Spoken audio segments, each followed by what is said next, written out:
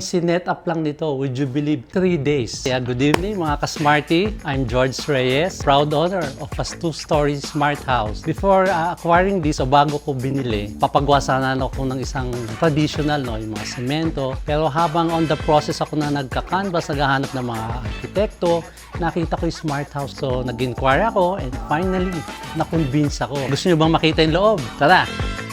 Pasok tayo dito.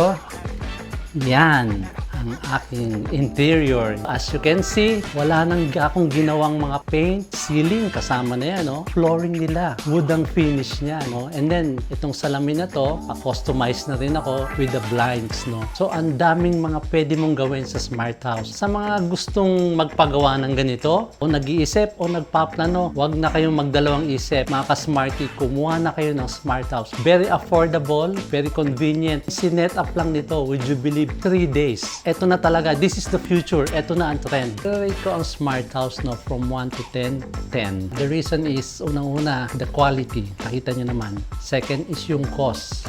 And yung third is yung bilis, no? Ang bilis na gawin. In 3 days na set up na agad nila yung dalawang smart house ko. I-recommend ko ang smart house sa lahat ng naging interested, no? Paggawa, walang mess, walang alikabok, napakabilis. Yung quality, ang ganda talaga. All in all, satisfy ako.